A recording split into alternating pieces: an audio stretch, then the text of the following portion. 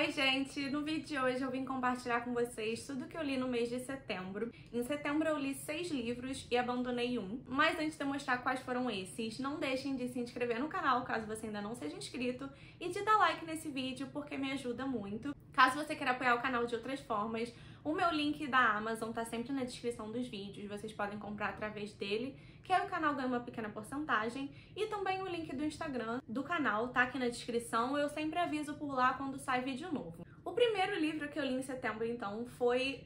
O spoiler tá aqui do meu lado já. Foi Coroa da Meia-Noite, da Sarah J. Maas. Esse é o segundo livro na série Trono de Vidro. Eu tô fazendo a releitura dessa série. Eu li o primeiro no início do ano e só fui pegar esse agora. Por mais que eu tenha lido esse aqui pela primeira vez há uns bons 6 anos atrás, eu continuei mantendo a mesma nota da primeira vez que eu li, que foi 5 estrelas. Eu gostei muito desse livro. Eu gosto muito dos personagens que a gente vai ter nessa série. Essa é uma série que eu gosto bastante, então ela se manteve aqui no meu coração. Como esse é um segundo livro de uma série, não tem como eu falar muito sobre o plot, mas nesse aqui dá pra ver que o mundo vai se expandindo muito, dá pra ter uma noção maior de como essa série, a que nível ela vai chegar, porque o primeiro livro, assim, é um plot muito mais simples, é muito um microcosmos, e aqui começa a se expandir. No final desse livro, principalmente, assim, já dá pra ver que a gente vai passar a conhecer novos lugares desse mundo, novos personagens e por aí vai. Um dos fatores que me fez amar especialmente esse livro é porque eu amo Chaol,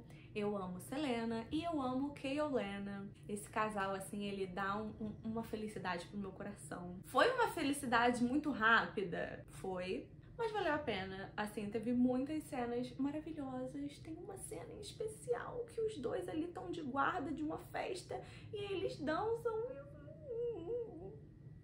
Foi tudo, essa cena foi tudo pra mim. Não sei se vai dar pra ver, mas meu livrinho está todo marcado. E assim, acho que 99% dessas marcações são relacionadas ao Chaol e a Celaena. E esse livro, ao mesmo tempo que levou o meu coração até as nuvens, depois explodiu ele em 1000 pedacinhos. O final do livro, principalmente, é muito divertido, é cheio de reviravoltas e momentos emocionantes. Dito isso, aqui no final a gente vai ter um plot twist, então vai ter uma revelação aí em relação a um dos personagens. Mas quando eu li esse livro pela primeira vez, eu não sabia ainda, então quando foi revelado esse plot twist, eu fiquei muito surpresa, muito chocada, eu achei o máximo incrível. E aí, hoje em dia, relendo, assim, eu fico pensando que eu devia ser muito burra no passado, porque é muito fácil entender que é pra esse caminho que a história vai chegar. Tem muitos foreshadow, tem muitas dicas ao longo da história que dá pra ver que é isso, sabe?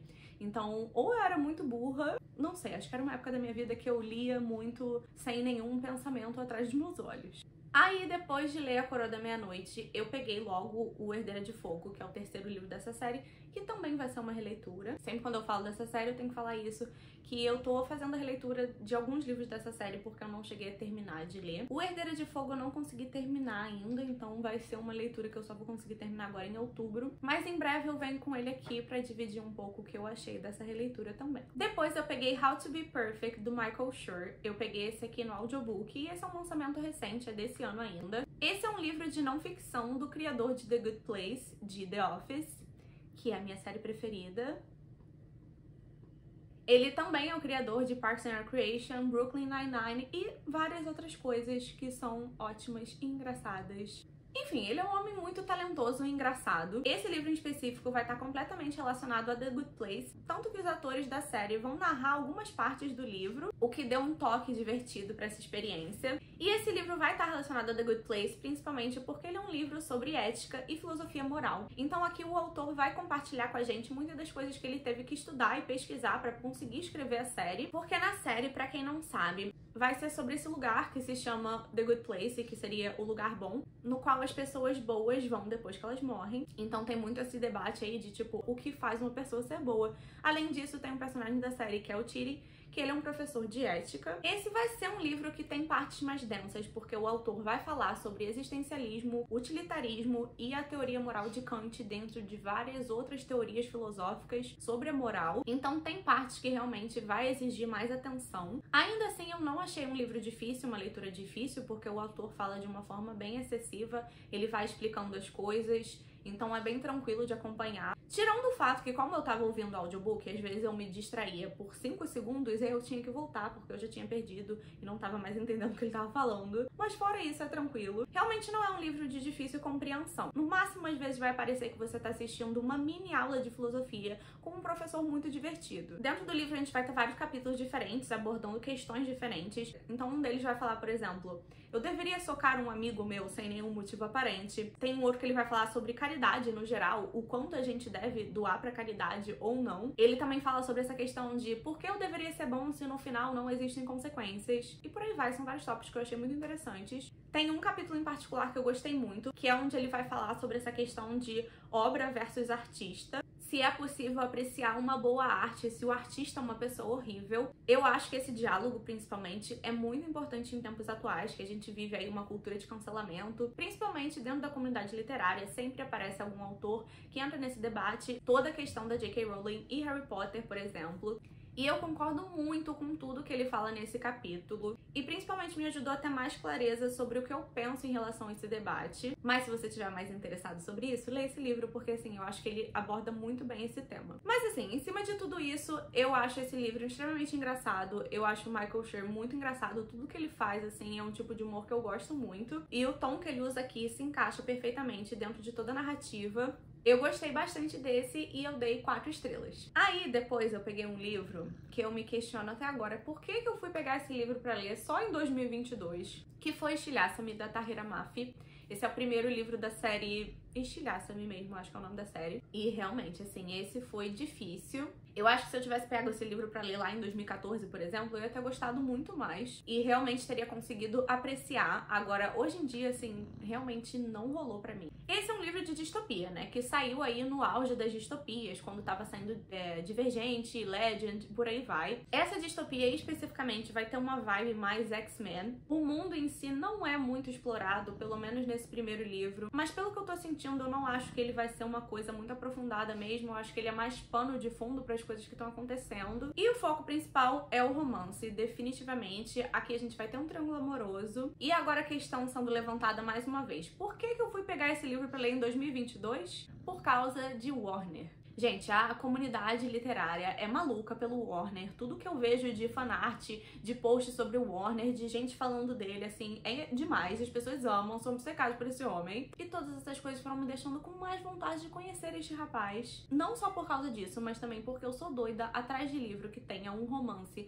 entre a protagonista e o vilão. Aquele enemies to lovers raiz mesmo. E não é algo fácil de encontrar. Porque a grande maioria que diz que vai ser protagonista versus vilão, no fundo a gente descobre que ele não é tão vilão assim. Porque até eu consigo trabalhar com isso. Mas ele tem que ser minimamente mal e vilanesco, pelo menos no início, né? E aí eu fui nesse aqui achando que eu ia ter uma dinâmica meio Darkling e Alina. E não foi bem assim. Eu achei o Warner muito simp pela Juliette logo de cara. Ele ficava constantemente flertando com ela. E ele era um pouquinho obcecado com ela demais pro meu gosto. Eu acho que pra gente ter essa dinâmica boa entre protagonista e vilão, essa boa dinâmica de enemies to lovers, eles têm que ter uma certa indiferença. Nem indiferença, eles têm que ter um antagonismo, senão perde um pouco o propósito. Por outro lado, a Juliette, ela realmente odeia ele do fundo do coração, o que eu acho que pode trazer dinâmicas interessantes futuramente entre os dois. Pequeno spoilerzinho, tem uma cena que acontece no livro que enquanto eles estão se beijando, ela dá um tiro nele. E essa cena foi, ó, tudo, adorei. Era isso que eu queria. Eu também não fui muito fã da escrita da Tahereh Mafi. Eu achei ela um pouco floreada demais, muito metafórica. Achei um pouquinho assim pretencioso e foi algo que no início eu tava gostando até, mas depois ficou meio chato. Tentou ser muito poética, mas pra mim ficou chato rápido. E no geral eu não gostei desse livro, eu odiei a dinâmica da Juliette com o Adam. O Adam também é muito chato, assim, ele é o boy genérico, mais genérico do mundo. A Juliette, em particular, também é bem genérica, assim, então E aí eu realmente não gostei, né? Eu dei 2 estrelas. Mas aí eu ainda tô meio assim em cima do muro. Será que eu pego o próximo pra ler ou não? Será que vale a pena continuar pra ver aonde esse chip vai dar? Se teremos mais dinâmicas interessantes entre os dois. Não sei se a série melhora. Caso você saiba, me conte nos comentários se melhora, se vale a pena ou não. Não sei se vai valer a pena eu investir meu tempo ou não, principalmente porque essa série hoje em dia tem 6 livros, né? Inicialmente era uma trilogia, depois a autora lançou mais 3 livros. Se eu for ler, eu vou ficar só na trilogia inicial, provavelmente. E se eu for ler, eu definitivamente não vou pegar o audiobook. Eu peguei esse aqui no audiobook, eu não gostei. A narradora tinha uma voz muito infantil, o que me quebrou um pouco às vezes, sabe? E outra coisa, porque esse livro, ele tem certas frases que a personagem principal, ela fala e depois ela risca. Porque ela tem um caderninho que ela vai escrevendo as coisas e tal. E eu não sabia disso inicialmente, porque no áudio a narradora fala a frase e depois tem um barulho de riscando mesmo com um lápis. E demorou um tempinho pra eu entender o que era isso, né? E teve uma cena também que a Juliette fala I am not insane, e aí risca. Eu não sei como ficou em português essa frase, né? Mas ela fala isso assim, eu imagino que tenha sido por, sei lá, 2 páginas inteiras, se bobear até mais. E aí a narradora ficou assim no meu ouvido por uns 5 minutos seguidos falando I'm not insane, I'm not insane, I'm not insane, I'm not insane. E eu fiquei maluca com isso, odeio quando tem esse audiobook. Mas é isso, não sei por enquanto, veremos. Depois eu peguei o livro De Volta Pra Casa, da Shannon Maguire, que é o primeiro livro da série Crianças Desajustadas. Essa é uma série de novelas, eu acho que saíram 7 livros até agora, mas como são novelas, isso significa que os livros têm no máximo 200 páginas. Esse aqui eu acho que tinha 150, acho que na edição em português tem 180. E essa série vai ser uma fantasia de portal. A fantasia de portal, no caso, seria Alice no País das Maravilhas ou As Crônicas de Nárnia, em que o personagem vai precisar passar por um portal ou entrar em algum lugar para ser transportado para esse mundo mágico. Essa série, no caso, a gente vai acompanhar a história de um internato que recebe crianças que foram para esses mundos e voltaram. E aí, o que vai acontecer com a vida delas quando elas voltam pro mundo, como elas vão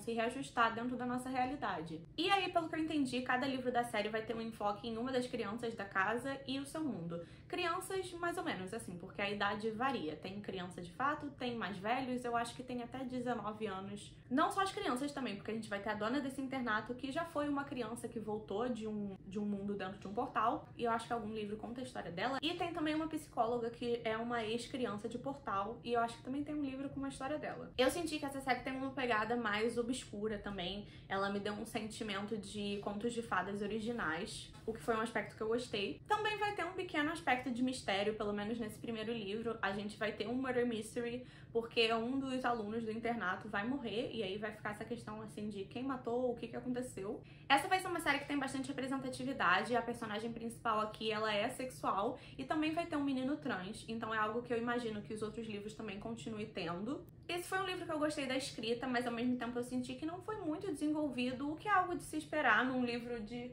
Me distraí aqui com um gato comendo minha planta. Não ser tão desenvolvido é algo de se esperar de um livro de menos de 200 páginas, né? Então acho que é algo que vai sendo desenvolvido mais ao longo do tempo. Mas essa é uma série muito aclamada, que já venceu vários prêmios de fantasia e ficção científica. Ela já ganhou o Nebula, já ganhou... e também já ganhou o Hugo Awards. Eu gostei, mas ainda não sei se eu faço questão de continuar com essa série. E pra esse primeiro livro, eu dei 3 estrelas. E aí depois eu fiz uma releitura. Na verdade, esse mês eu fiz 2 releituras, 2,5 até, considerando que eu comecei Herdeira de Fogo em setembro ainda. Esse ano eu estou muito releitorinha. E aí a releitura que eu fiz foi do meu livro preferido do ano passado, que foi All Rose Live Here, da Mariana Zapata, que não só foi o meu livro preferido do ano passado, mas também é o meu livro preferido da Mariana Zapata, que é uma das minhas autoras preferidas de romance. Olha que bonitinho, minhas unhas estão até combinando com a capa. Esse é um romance slow burn. A Mariana Zapata é a rainha que nunca será destronada do slow burn. Foi a primeira vez que eu releio Mariana Zapata e isso me abriu certas portas, porque agora eu tô querendo reler vários dela. Nesse livro a gente vai acompanhar a história da Aurora, que vai se mudar pro Colorado depois de um divórcio. A Aurora morava no Colorado quando era criança com a mãe, mas depois que a mãe dela morre, ela acaba saindo de lá. E a mãe da Aurora gostava muito de fazer trilhas, ela tinha um caderninho contando sobre todas as trilhas que fazia. E como uma forma da Aurora se reconectar com a mãe, ela vai fazer todas essas trilhas. Quando a Aurora se muda pro Colorado, ela vai alugar um apartamento que fica em cima de uma garagem. Chegando lá, ela vai descobrir que quem alugou esse apartamento, na verdade, foi o filho do dono. E o dono, que é o Rhodes, como podemos ver aqui, temos um trocadilho no título do livro, né? All roads lead here. E aí o Rhodes, que é o dono desse apartamento, não vai ficar muito feliz com a situação. Sim, meu gato nesse momento está atrás da minha estante cantarolando. E aí o Rhodes não vai ficar nada feliz com essa situação, mas ele acaba fazendo um acordo com a Aurora e deixando ela ficar lá por um tempo. Aqui tem um aspecto que eu gosto muito, porque eles vão ser vizinhos, e eu adoro quando em romance eles são vizinhos, ou eles dividem quarto, dividem apartamento, por aí vai. Eu sempre acho que cria uma dinâmica muito divertida, porque aí rola essa proximidade forçada entre os personagens. Aqui a gente também vai ter uma dinâmica Grumpy Sunshine, que é um trope que eu adoro em romance. E eu acho que esse é o melhor Grumpy Sunshine que eu já li. A Aurora é uma personagem que é realmente engraçada, eu dei várias risadinhas ao longo do livro. E ela tem uma forma muito alegre de ver a vida também. E o Rhodes é aquele Grumpy que ele é fechado, reservado e ranzinza, mas em nenhum momento ele é babaca com ela, o que às vezes acontece porque os autores às vezes perdem um pouco a linha aí entre o que seria um Grumpy ok e um Grumpy que vai insultar a personagem principal gratuitamente. Os livros da Mariana Zapata são tão grandes que eu estou sentindo dor na mão de segurar. Podem ver que esse monstrinho aqui tem quase 600 páginas, mas foram 600 páginas deliciosas que eu aproveitei cada segundo. Eu amo esse livro, eu amei fazer essa releitura, eu amo esses personagens e eu amo todas as relações que são construídas aqui. Uma coisa que eu achei divertido também que eu fiz nessa releitura, que é algo que eu pretendo fazer nas minhas próximas releituras, é marcar com post-its de cores diferentes a cada leitura que eu faço. Eu não sei se vai dar pra ver no vídeo, mas em roxo estão os post-its da primeira vez que eu li, com as citações, e em azul estão as marcações da segunda vez que eu li, que eu consigo diferenciar o que me marcou mais em cada uma delas. E pra esse aqui eu dei 5 estrelas mais uma vez. Tive que afastar a mesa porque ele não só se enfiou lá atrás, como agora ele não consegue sair sozinho. O livro seguinte foi A Razão do Amor, da Ellie Hazelwood, que é o segundo lançamento da autora. O primeiro dela foi A Hipótese do Amor, que eu li no início do ano e eu amei muito, assim, foi um dos meus preferidos do ano, dei 5 estrelas. Então eu estava muito curiosa pra saber o que eu achar do segundo livro dela, pra saber se ela se solidificar mesmo como uma autora de romance das minhas favoritas. Será que aconteceu isso ou não? Não sei dizer. Acho que vocês vão ter que ver o meu vlog lendo esse livro. Eu gravei um vlog lendo os 2 livros de romance que eu mais estava aguardando de 2022. Então não vou me adentrar no que eu achei dos livros aqui. Mas saibam que eu tive alguns problemas com A Razão do Amor. Eu acabei dando 3 estrelas pro livro. Ele entrou de novo atrás da estante. Às vezes é difícil gravar com gatos. A Razão do Amor teve coisas... A Razão do Amor teve coisas positivas, mas também tiveram várias coisas que eu não gostei. Por isso eu acabei dando 3 estrelas. Mas no vlog eu explico direitinho, assim, exatamente o que eu gostei e o que eu não gostei. E aí o outro livro que eu li nesse vlog foi The American Roommate Experiment, que é o segundo livro da Eliana Armas, que é a autora da Farsa de Amor na Espanha, que eu li ano passado, gostei muito, também dei 5 estrelas. E por causa disso, mesmo a situação da Ellie Hazelwood, estava aguardando muito aí o segundo livro pra ver se eu ia gostar. E aí esse aqui, na verdade, foi pior ainda, porque eu nem consegui terminar de ler, eu abandonei em 40%, tava achando chato. E aí, caso vocês queiram saber mais detalhes exatamente porque eu não gostei, vejam o vlog. Bom, gente, então esses foram todos os livros que eu li em setembro. Semana que vem eu vou postar um vídeo com a minha TBR de outubro, porque eu vou fazer uma TBR temática de Halloween no mês de outubro inteiro. Eu só quero ler livros com temas de Halloween. Mas esse foi o vídeo de hoje, eu espero que vocês tenham gostado e eu vejo vocês no próximo.